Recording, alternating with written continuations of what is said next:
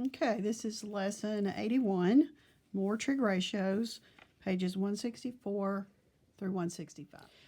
None of this will be new. This is just more trig ratios, and it mostly is just because you're going to be using the Pythagorean theorem to be able to find your answers.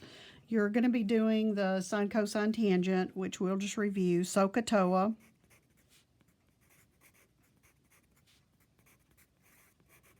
Okay, sine is in a right triangle, is the opposite leg over the hypotenuse. Cosine is the adjacent leg over the hypotenuse, and tangent is the opposite leg over the adjacent leg. So what's going to happen here is you'll have a right triangle, and you'll definitely want your calculator for this lesson. It's got a little more arithmetic to it. I'm going to do two different examples. So number one, we're going to be given a right triangle, and we're going to label this leg as 15. We're going to label this leg as 20. And now they're going to use a new notation for angles. They're not going to do angle ABC. They're going to use the Greek letter theta. So we're going to put theta, and it's just like an O with a little curl to it. You've seen theta, it's a capital T with sororities and fraternities. Well, this is the little letter theta, and it's just a little curved kind of O-looking shape. So in this case, we want to know what the sine of theta is. So theta is, again, our angle, instead of using capital letters as the points like we normally do in geometry. The problem here is, in sine, we need the opposite leg, which from theta is 20. So we can go ahead and do that. But we need the hypotenuse. Well, in a right triangle, we know that leg squared, good old Pythagorean theorem, we know leg squared plus leg squared equals hypotenuse squared. And I'll just rewrite that for review.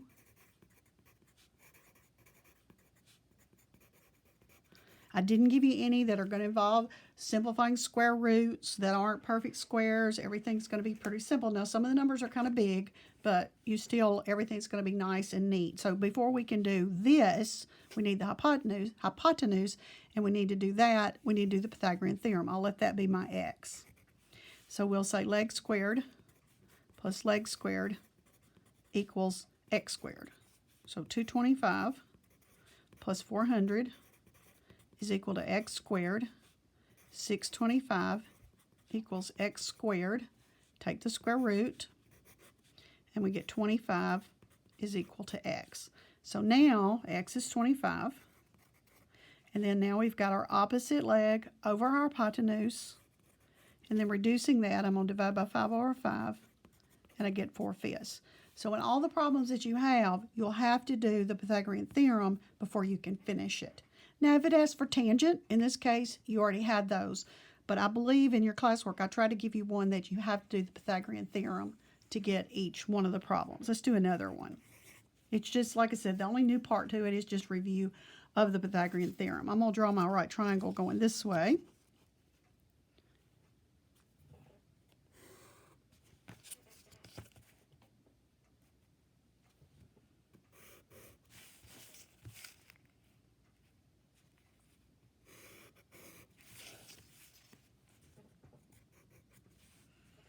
And we're going to let this leg be 10. We're going to let the hypotenuse be 26. And we're going to put our theta right here. And what we're asked for is the tangent of theta.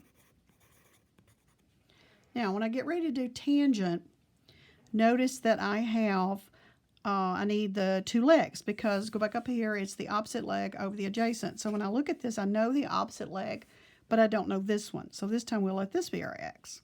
So before I can do this, opposite over adjacent, I have to do the Pythagorean theorem. So I've got leg squared plus leg squared equals hypotenuse squared.